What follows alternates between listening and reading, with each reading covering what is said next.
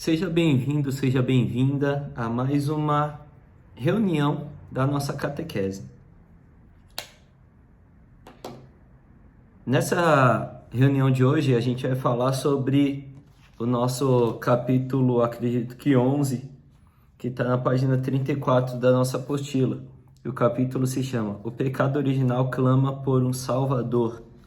Vamos falar um pouco mais sobre o pecado original, sobre as causas que levou Adão e Eva a cometer o pecado original, os problemas que o pecado original causou na humanidade e qual era o plano de Deus para solucionar o pecado original, tá? Mas antes da gente começar, vamos fazer uma oração.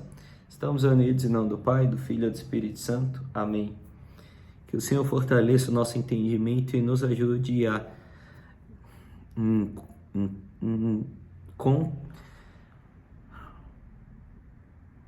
combate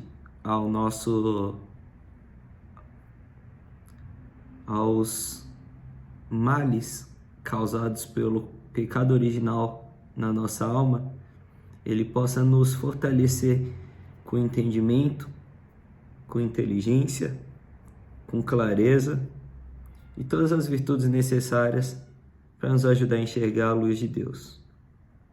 Que assim seja em nome de Jesus, pela intercessão de Maria e José.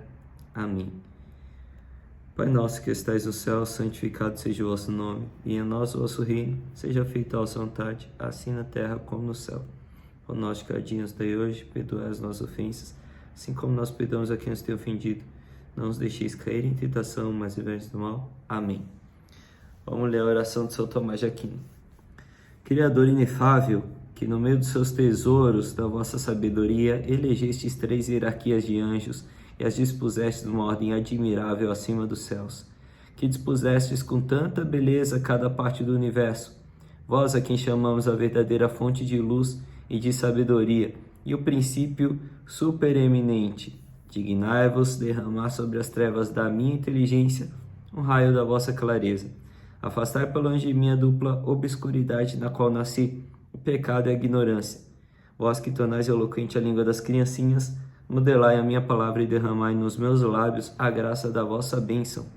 Dai-me a penetração da inteligência, a faculdade de lembrar-me, o método e a facilidade do estudo, a profundidade na interpretação e uma graça abundante de expressão. Fortificai o meu estudo, dirigi o seu curso, aperfeiçoai o seu fim. Vós que sois verdadeiro Deus, verdadeiro homem, e que viveis nos séculos dos séculos. Amém. Pai, do Filho e do Espírito Santo. Amém. Bom, então o tema desse nosso encontro de hoje é: o pecado original clama por um Salvador. Mas antes de mais nada é importante a gente deixar claro, a gente entender o porquê existe o pecado. Se Deus criou todas as coisas, será que Ele criou o pecado também? Se Deus criou todas as coisas, será que Ele criou o inferno também? Então, Deus é perfeito e tudo que Ele criou foi perfeito. O pecado é o mal e o mal é a ausência do bem. Ou seja, o mal, onde está o mal, não está o perfeito, já que Deus é o bem, é o bom. Então, onde está o mal, não tem perfeito. Isso quer dizer que Deus não pode ter criado o mal, não pode ter criado o pecado. O pecado, ele é uma invenção angélica. Então, o pecado é uma invenção criada pelos anjos. Quais anjos? Adivinha? Os anjos caídos. Então, a tradição diz que antes mesmo da criação do mundo, Deus estava compartilhando seus planos com seus anjos mais próximos. E entre seus anjos mais próximos estava Lúcifer. Lúcifer era um dos anjos mais próximos de Deus, um dos anjos mais belos, diz a tradição. E Lúcifer não concordou com os planos de Deus, se contrapôs a Deus, E o pecado do orgulho fez com que Lúcifer fosse expulso do céu. Acontece que Lúcifer, quando foi expulso do céu, arrastou uma quantidade gigantesca de anjos. E esses anjos caídos, junto com Lúcifer, são chamados de demônios. Então, o pecado é uma criação dos anjos caídos. Deus criou todas as coisas perfeitas, inclusive o ser humano e o Éden, o jardim do Éden. Quando Deus criou o ser humano, ele criou o ser humano em uma perfeita felicidade terrena. Uma felicidade perfeita. Não sei se você já viu aqueles panfletinhos de testemunha de Jeová. Nesses panfletinhos tem a foto de um bosque, um riozinho assim no bosque, uma casinha, uma família brincando ali à beira do rio. Do lado está um leão sentado, um cordeirinho do lado. Então é uma cena de uma vida sem mal, uma vida perfeita. E essa foi a vida criada por Deus. Essa é a verdadeira criação de Deus, uma criação que não existe o mal, não existe a morte, não existe a infelicidade. Tudo era uma felicidade terrena, onde Deus vinha pessoalmente visitar o homem, caminhava no jardim ao lado do homem. Então, essa era a vida perfeita do homem antes do pecado original. Antes de acontecer a tentação em que Lúcifer, a serpente, sugeriu ali algumas possibilidades para Adão e Eva e eles acabaram caindo no pecado original. O interessante é que a sugestão de Lúcifer foi a sugestão da serpente, como está escrito lá no Gênesis, foi que Adão e Eva comessem do fruto proibido. O fruto, Deus quando criou Adão e Eva falou, pode ir e dominar todas as minhas criaturas. Você foi feito para dominar todas as minhas criaturas. Você só não pode, você pode comer, de se servir do que você quiser aqui no meu jardim. A única coisa que você não pode tocar é o fruto daquela árvore.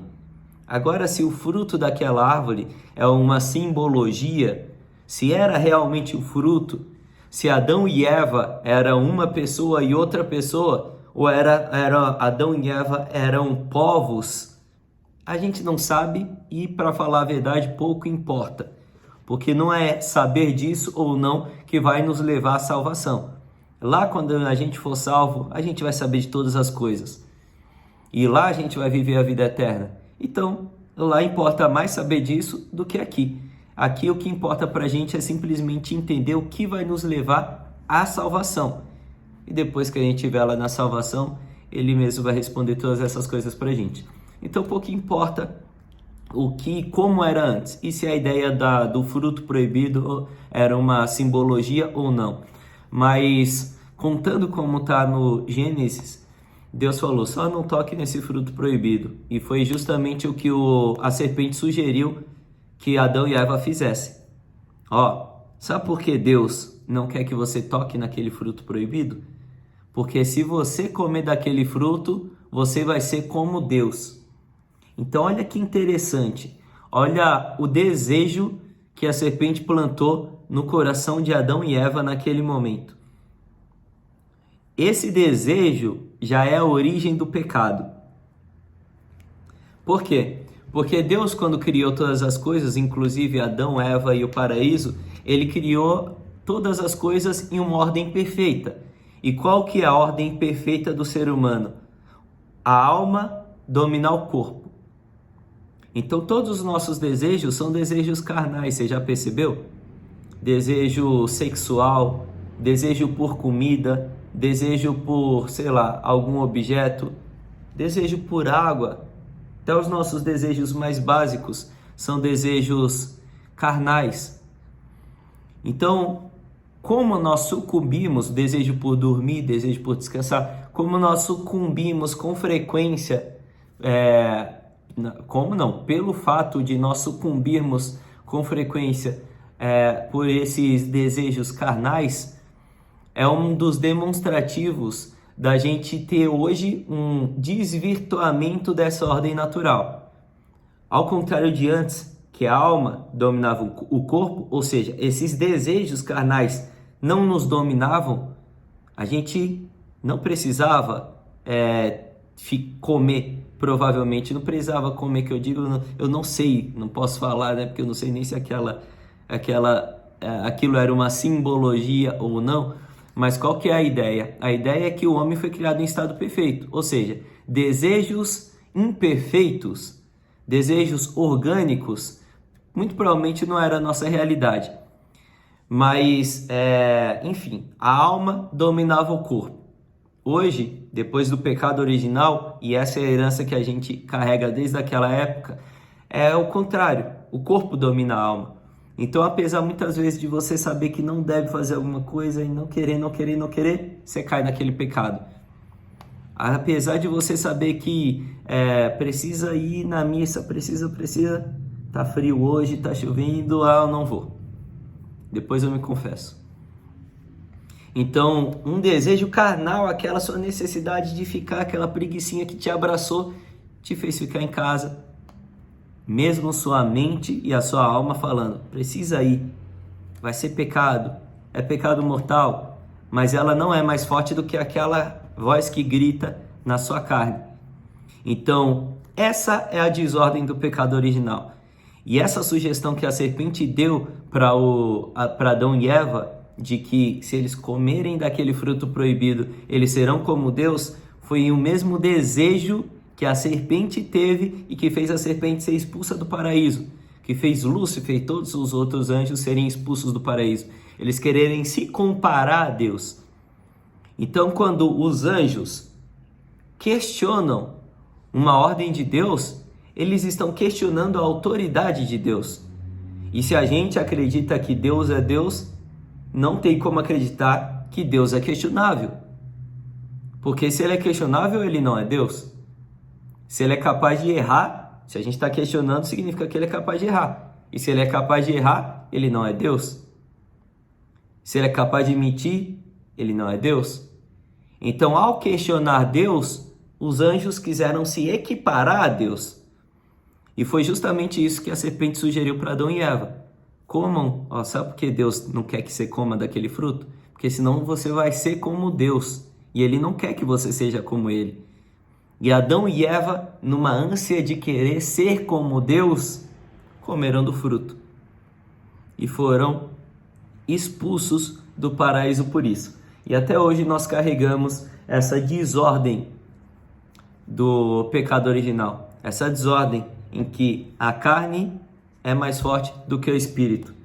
E 3 consequências desse pecado original na nossa alma até hoje são a ignorância, a malícia e a concupiscência. Talvez você já deva... Ignorância e malícia, com certeza você já ouviu. Concupiscência é um adjetivo menos comum. É muito mais comum na igreja. E vira e mexe, o padre fala da concupiscência. Vira e mexe no contexto da igreja, a gente ouve essa palavra, concupiscência. Mas nem todo mundo sabe o que significa. Então vamos lá, fala de uma forma detalhada sobre cada uma dessas 3 feridas abertas nas nossas almas quando o pecado original foi cometido. Então vamos lá, ignorância. A ignorância nos debilita a inteligência dada por Deus a nós para conhecer a verdade. Então, qual é o objetivo da inteligência? Conhecer a verdade. E quem é a verdade e a vida? Deus. Então, a inteligência foi nos dada para conhecer a Deus. E o pecado original, ele nos debilita essa inteligência. Então, o pecado original faz com que a gente tenha dificuldade para conhecer a verdade, dificuldade para conhecer a Deus. Então, essa dificuldade que você tem para entender certas coisas da igreja, para entender certas regras e o porquê delas, para entender e querer, essa força de querer entender certos mistérios, ela é uma ferida é uma consequência da ignorância. E cuidado, porque muita insistência para querer conhecer os mistérios de Deus podem levar você a cometer o pecado de Lúcifer. É o pecado de querer ser como Deus. Nós não somos capazes de entender os mistérios de Deus. Se entendêssemos, ele não seria Deus. Muito provavelmente, talvez, quando a gente estiver ao lado de Deus, ainda não vamos ser capazes de entender quem é Deus completamente. Porque ele é Deus. É tão grandioso que é difícil para a gente conceber essa imagem, tentar entender a grandiosidade de Deus. Porque nada na nossa vida é perfeito. Nada é perfeito. Então, é difícil ter uma comparação para conseguir encaixar na nossa inteligência o que é Deus. Mas, enfim, mesmo a nossa inteligência sendo incapaz de conceber o que é Deus, até mesmo na mente de grandes santos, a gente ainda tem uma dificuldade gigantesca para entender e enxergar a verdade, principalmente nos nossos primeiros passos de fé. Então daí vem a grande dificuldade, principalmente das pessoas novas na fé. A dificuldade é uma ferida do pecado original, essa ferida da ignorância. Segunda ferida, malícia. A malícia desordena a nossa vontade, desviando-a do bem verdadeiro. Então, a malícia desordena a nossa vontade. Então, vontades boas se tornam vontades más por conta da ferida da malícia. Muitas vezes a gente torna um argumento favorável para que a gente se sinta confortável, mesmo aquele ato que a gente está tentando argumentar sendo ato ruim. Às vezes você contou uma mentira que prejudicou alguém e você tenta, de certa forma, justificar essa mentira para tentar se sentir confortável com aquilo que aconteceu com aquela pessoa. De repente ela ficou chateada, sei lá, uma consequência aconteceu com ela. Então, a malícia, ela é uma ferida que nos desvirtua que desvirtua a nossa vontade e nos desvia do bem verdadeiro. E quem é o bem verdadeiro? De novo, é Deus. Eu sou a verdade e a vida. Então, o bem verdadeiro aqui também é Deus, assim como a verdade, no caso da ignorância, é Deus. Então, a malícia, ela desordena a nossa vontade, e essa desordenação da nossa vontade, essa desordem da nossa vontade, nos desvia de Deus. É muito palpável esse exemplo do pecado, né? Como o pecado ele é uma ação maliciosa. Quando a gente peca, a gente está desordenando, a gente está cumprindo uma desordem da nossa vontade, não é? Então, por exemplo, quando a gente, pegando aquele exemplo da missa que eu falei, estamos com preguiça, não queremos ir. Então, a nossa vontade desordenada faz com que a gente aceite aquela preguiça. Então, a vontade, aquela preguiça é uma vontade. E a nossa desordem em relação à nossa vontade faz com que a gente aceite essa vontade maliciosa, essa preguiça. Essa preguiça que vai causar um pecado, e um pecado que não vai nos desviar de Deus. E por último vem a concupiscência. O que é a concupiscência? A concupiscência faz nossos apetites procurarem desobedientes à ordem da razão. Vamos lá. A concupiscência faz nossos pedidos desobedientes à ordem da razão. Peraí, eu me confundi. Concupiscência, que faz nossos apetites procurarem desobedientes à ordem da razão, os bens sensíveis e deleitáveis. Então, olha, a concupiscência, ela faz as nossas vontades, né? Quando aqui fala os nossos apetites, está falando das nossas vontades carnais, as nossas vontades no geral. Faz com que as nossas vontades desobedeçam à ordem da razão. Então, o que é racional se fazer? A gente muitas vezes sabe o que é racional fazer, mas a nossa vontade, os nossos apetites, apesar de a gente saber o que é racionalmente, o que é certo ser feito, a gente basicamente ignora e a gente faz aquilo que, como está dito aqui, é deleitável, é gostoso. Então, por exemplo, você está numa dieta, não pode comer chocolate, você sabe que não pode chocolate porque senão você não vai bater a meta daquela dieta, mas é gostoso, come. Depois você se sente mal. Por que você se sente mal depois? Porque a sua razão está te culpando. Então, essa concupiscência que a gente tem como ferida do pecado original, ela é tão forte dentro de nós, ela é tão desenfreada dentro de nós, que faz com que a gente haja muitas vezes de forma quase que impulsiva, de forma quase que automática.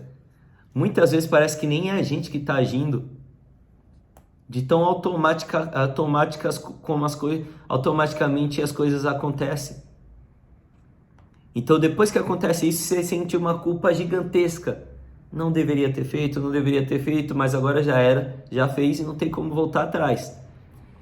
E é engraçado como essas coisas, a gente falou aqui de ignorância, da dificuldade de entender e ver a verdade. Muitas coisas passam pelos nossos olhos e a gente não vê. E a malícia, a nossa tendência de sempre estar desviado para o lado mal, ao invés de estar desviado para o bem. E a concupiscência que faz a gente desejar tanto, sentir tanto gosto por coisas gostosas, por coisas sensíveis, a ponto de muitas vezes fazer sem querer e depois ficar se culpando. Fazer sem querer não, fazer querendo, né? Fazer querendo, mas de forma automática, impulsiva, e depois ficar se culpando.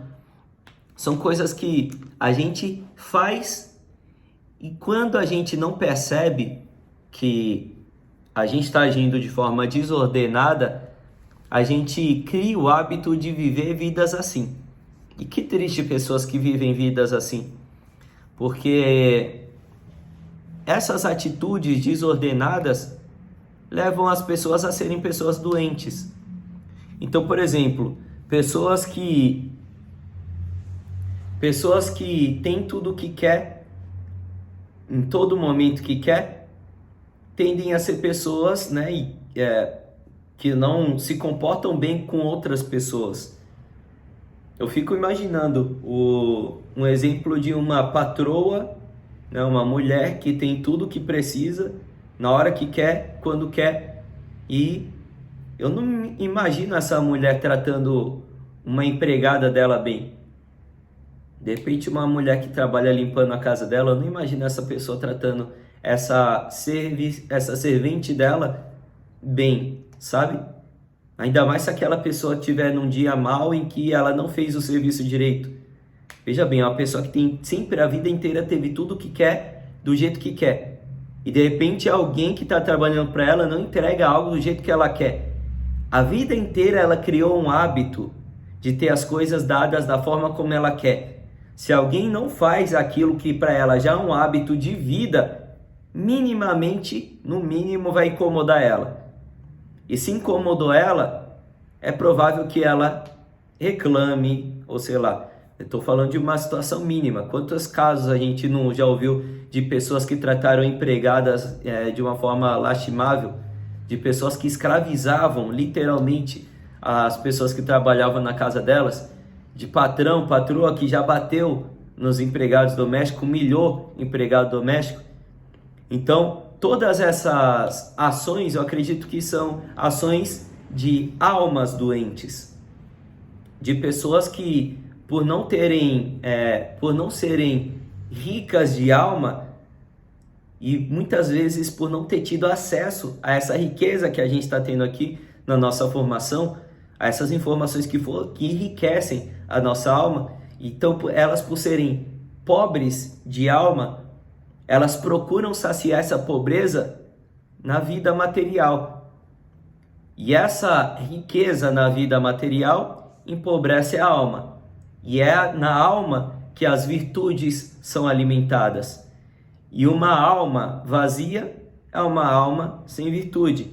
E uma alma sem virtude não pode fazer as coisas de forma virtuosa. Tem muitas pessoas ricas, mas que não são virtuosas. Competência técnica não é virtude. Não é porque o Elon Musk é um dos homens mais ricos do mundo que ele é um homem virtuoso. Não é porque ele é influente que ele é um homem virtuoso. O dinheiro pode trazer influência. O sucesso traz influência. Entendeu? Então, essas 3 feridas, elas nos debilitam de enxergar por conta própria a luz de Deus. Você percebeu que todas essas feridas, elas nos afastam da verdade, do bem? Ou seja, nos afastam de Deus? Então essas feridas, elas nos debilitam, empobrecem nossa alma, faz com que a gente busque preencher felicidades na vida material. E essa busca faz com que a gente nunca esteja minimamente satisfeito. Faz com que a gente muitas vezes desconte essa procura incessante em outras pessoas. Faz com que a gente crie o hábito cada vez mais fundo dentro de nós de sermos desvirtuados, ao contrário de criar um hábito virtuoso. Não se sinta culpado se você sente dificuldade em aprofundar sua fé, dificuldade em criar uma virtude, dificuldade em conhecer as coisas de Deus, dificuldade em conhecer a Deus, sentir Deus. Não se sinta diferente por isso. Essa é uma consequência do pecado original que está dentro de mim, está dentro de você. Agora, a jornada que você está trilhando para, apesar dessa resistência natural que nossa alma tem, por conta dessa ferida do pecado original, você está trilhando insistentemente esse caminho para tentar, na força do seu braço e com a ajuda de Deus para fortalecer o seu braço, você inverter essa desordem da nossa alma. Isso é o que vai ser contado por Deus. Então a sua busca insistente pelas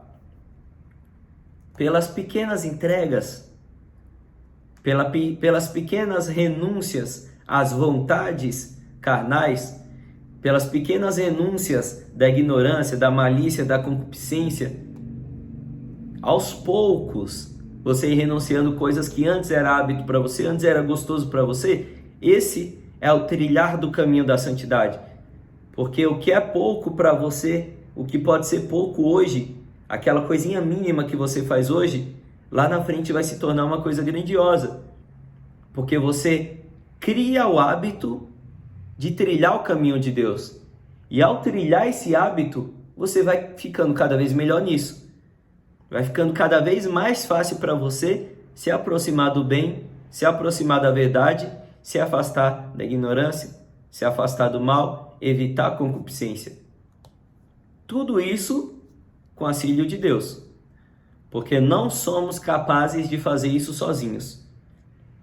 Então, fazer isso sem a missa, sem a comunhão, sem os sacramentos, não rola. Sem a confissão, que é um dos sacramentos, não rola. Porque sem isso, a gente está sem a força divina. Sem a oração, a gente está sem a misericórdia divina. E sem o auxílio divino, sem o auxílio de Deus, não dá para fazer. Porque depois do pecado original, nós não temos capacidades de fazer. Estamos feridos. E o único que pode curar essas feridas é Deus. Então, contextualizando, os sacramentos, eles foram criados exatamente para para fortalecer a nossa batalha contra essas feridas causadas pelo pecado original. Na verdade, o que curou o pecado original foi a morte de Jesus Cristo. Inclusive, desde o momento da tentação, desde o momento em que Adão e Eva cometeu o pecado original, da expulsão deles do paraíso, foi criado um plano de salvação para nós. Esse plano de salvação exigia uma preparação da humanidade para que fosse enviado para a gente um Salvador que pudesse nos libertar dos resultados causados pelo pecado original.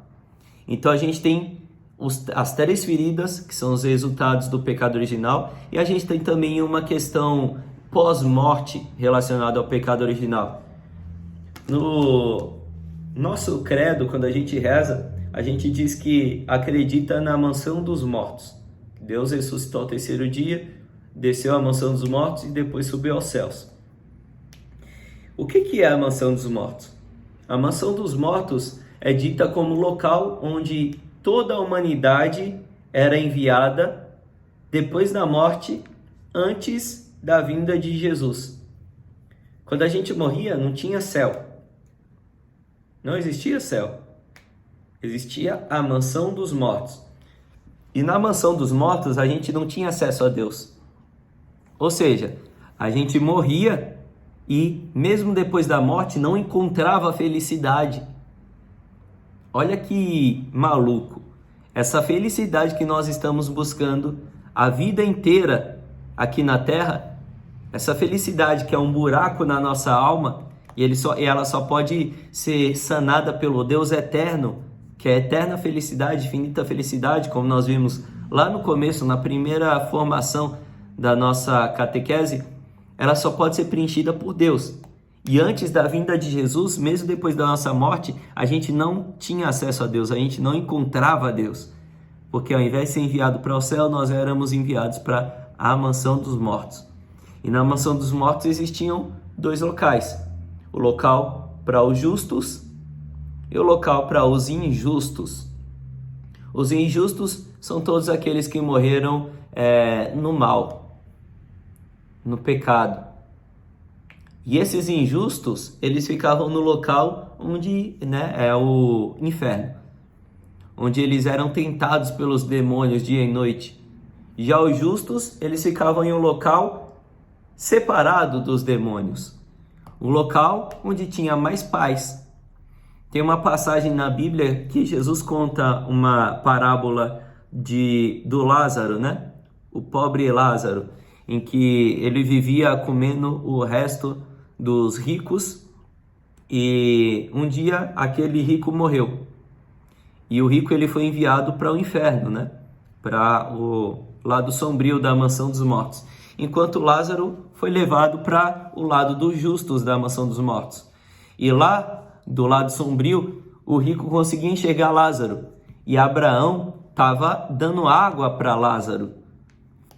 Então ele chegava lá e começou a gritar: Pai Abraão, pede para o Lázaro trazer um pouco de água para mim, estou morrendo de sede. Então, na parábola mostra, que até lá no inferno o cara ficava pedindo para o outro servir ele.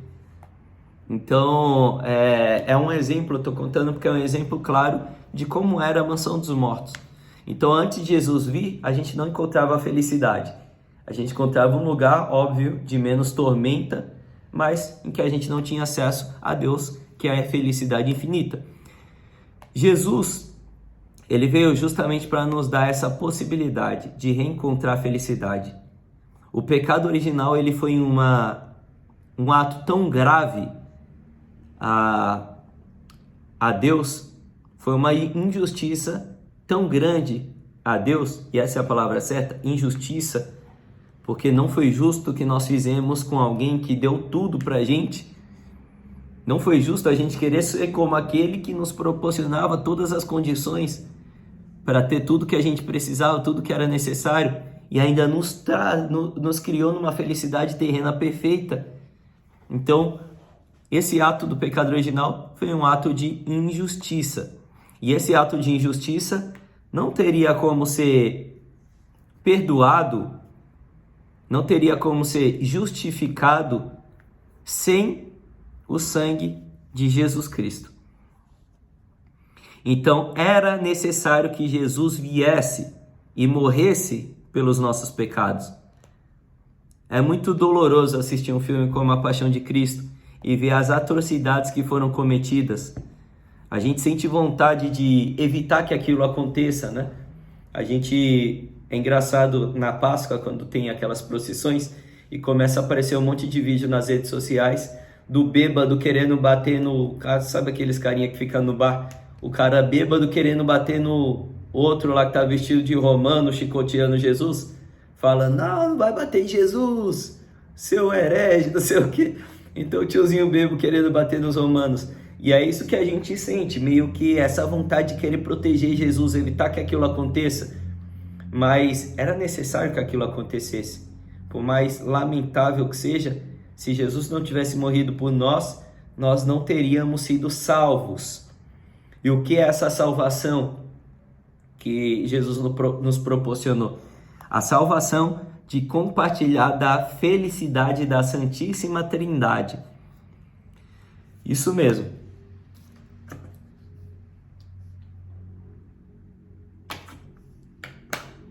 Então, quando Deus criou Adão e Eva, Ele criou Adão e Eva para viver numa felicidade terrena. Ele vinha até a terra visitar eles, e passear com eles, e falar com eles. O plano de salvação de Jesus Cristo fez com que a gente, após a morte, estivesse partilhando da felicidade da Santíssima Trindade. Então nós vamos compartilhar junto de Deus Pai, Deus Filho, Deus Espírito Santo, da mesma felicidade que eles compartilham entre eles, lá no céu. Não mais uma felicidade terrena, mas uma felicidade divina, lá no céu, com a Santíssima Trindade. Então, Deus é tão maravilhoso que Ele trouxe um plano de salvação com resultado melhor do que aquele que Ele mesmo criou. Então, esse plano de salvação, dado por Jesus, depois de derramar seu sangue por nós, nos trouxe a possibilidade de, primeiro, buscar com auxílio dos sacramentos, porque não existiam sacramentos antes de Jesus. Então Jesus veio e instituiu a sua igreja, instituiu os sacramentos. Então, depois de Jesus, ele nos deu a possibilidade ele enviou o Espírito Santo, né? E é o Espírito Santo que nos concebe os sacramentos. Então, de receber os sacramentos e fortalecer a nossa alma para durante a nossa vida ganhar das vontades carnais, ou seja, não ter a nossa ignorância dificultando a gente de entender a verdade, entender quem é Deus, não ter a malícia nos desordenando a nossa vontade para nos distanciar de Deus, não ter a concupiscência nos estimulando a querer aquelas coisinhas gostosas que a gente encontra durante a nossa vida, nas nossas vontades. São sacramentos que fortalecem a nossa alma para falar não para tudo isso. E ao longo da nossa vida, esses nãos são os passos em direção à nossa santidade. Mesmo que o seu não seja pequeno. Mesmo que o seu não seja estar passando na rua e você vê um morador de rua pedindo dinheiro e dentro de você está falando, não vou dar, ele vai gastar com droga. E o seu não ser, não, eu vou dar porque Deus, Jesus pediu para mim dar para os pobres, para eu dar para os pobres. E eu não me importa o que ele vai fazer com aquele dinheiro, ele vai prestar contas para Deus. Eu dar ou não aquele dinheiro vai fazer com que eu preste contas a Deus. Então esse não que eu falo para essa minha vontade de segurar aquele dinheiro é um pequeno passo. É uma coisa que pode ser pequena para muita gente, mas talvez seja o seu pequeno passo que vai te levar a dar passos maiores. Então os sacramentos, eles nos ajudam a falar esses nãos, porque os sacramentos infundem na gente dons, graças, presentes, que faz com que a gente esteja mais forte, mais íntimo, mais unido a Deus. Entende? Então, por exemplo, o sacramento do batismo faz com que a gente faça parte do corpo místico de Cristo. E agora a gente pode também fazer proveito das orações feitas pelos anjos lá no céu, pelos santos lá no céu. Das orações feitas, as orações que a gente faz aqui na terra, pode beneficiar também as almas do purgatório. Então, ao fazer parte desse corpo santo, desse corpo místico de Cristo, automaticamente nós estamos mais fortalecidos para para dizer não para as nossas vontades. Porque agora, além das nossas orações, a gente também tem o benefício das orações dos santos, das orações de outras pessoas, das orações feitas na missa. O padre não fala, pede oração pela comunidade. A gente faz parte da comunidade, ou seja, essa oração também está beneficiando a gente. E quando a gente é uma pessoa batizada, a gente passa a acessar essa possibilidade. Se não somos batizados, não fazemos parte do corpo de Cristo. Logo, não nos beneficiamos dessas orações. Então, por exemplo, o batismo nos dá essa possibilidade. A confissão, que também é um sacramento, nos dá a possibilidade de ter os nossos pecados redimidos. Deus esquece todos aqueles pecados que nós confessamos. E dali para frente é uma nova vida. E quando eu falo uma nova vida, nascemos de novo. É como se a gente tivesse zerado de pecados. É a possibilidade do zero, totalmente nova, de começar novamente a nossa jornada. E é muito louco como a gente sente uma paz interna sobrenatural quando a gente está, depois de se confessar. Uma paz que, particularmente para mim, fortalece a minha alma. Que me faz dizer não de uma forma muito mais fácil do que quando eu estou um mês sem me confessar.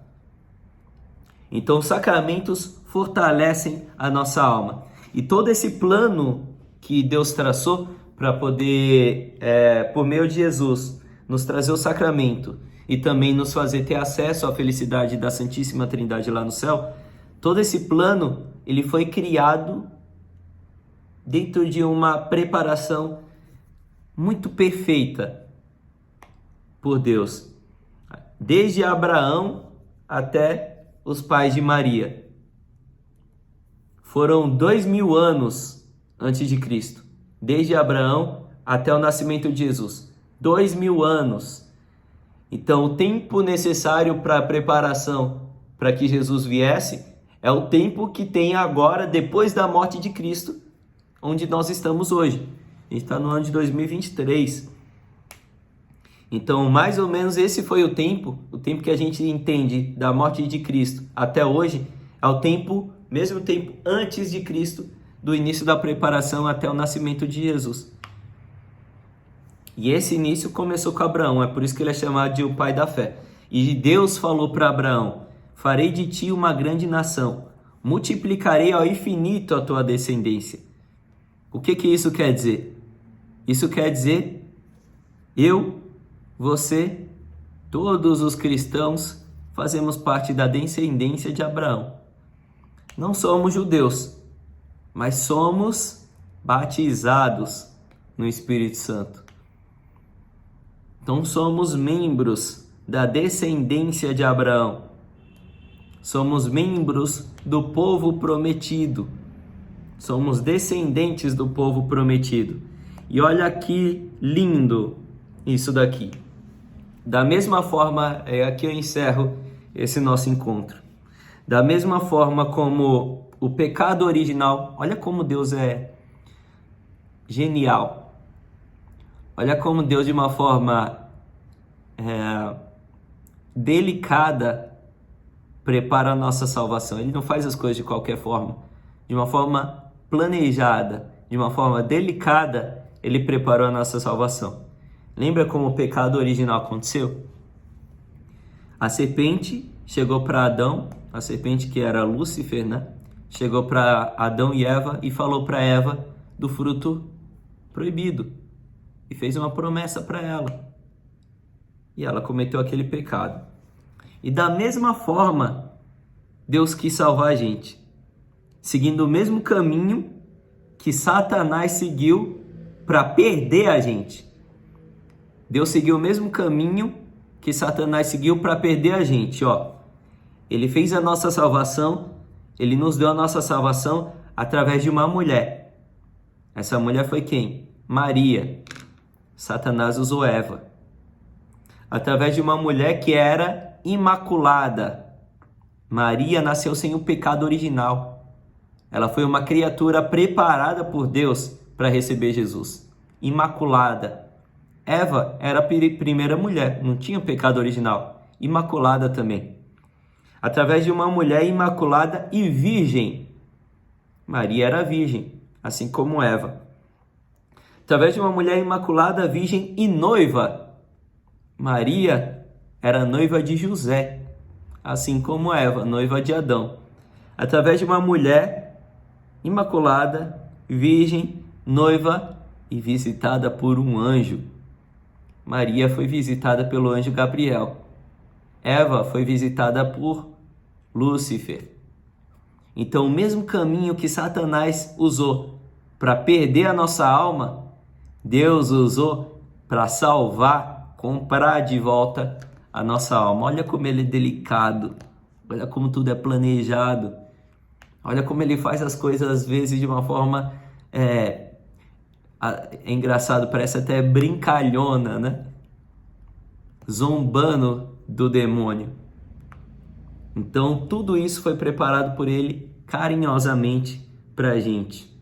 Ao perderem a felicidade terrena, Adão e Eva deram a Deus a oportunidade de nos dar a felicidade do céu. A gente não tem mais aquela felicidade terrena que Deus deu para Adão e Eva. A gente tem mais do que isso. Agora nós temos a possibilidade de fazer parte da felicidade da Santíssima Trindade, Pai, Filho e Espírito Santo. E nós não temos noção do que é isso. Foge do nosso entendimento. O que a situação mais feliz da nossa vida não se compara à felicidade da Santíssima Trindade. E eu quero finalizar com uma frase aqui de Romanos capítulo 6, versículo 23. Pois o salário do pecado é a morte, mas o dom gratuito de Deus é a vida eterna em Cristo Jesus. O salário do pecado, o salário da ignorância, da malícia, da concupiscência é a morte. É a única coisa que essas vontades prazerosas que nos desvirtuam da verdade, que nos desvirtuam de Deus, o único resultado que isso vai nos trazer é a morte. Eu não falo da morte carnal, eu falo da morte espiritual, a morte eterna. E aí, em contrapartida, o dom gratuito de Deus. E quais são os dons gratuitos de Deus? Os dons dados por Deus por meio dos sacramentos. Aqueles dons que Ele dá de graça quando nós procuramos. Aquele dom que você vai receber no final desse ano. Esses dons gratuitos de Deus é a vida eterna em Cristo Jesus, nosso Senhor. A vida eterna na felicidade da Santíssima Trindade. Que assim seja. Amém. Em nome do Pai, do Filho e do Espírito Santo. Amém. Que tudo isso seja verdade, Senhor. Que suas promessas e planos se cumpram em nossa vida. Que a gente diminua e Jesus cresça por meio das nossas ações.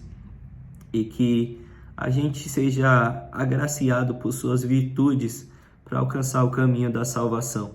Para ter a nossa alma fortalecida e a nossa carne cada vez mais enfraquecida diante das nossas vontades.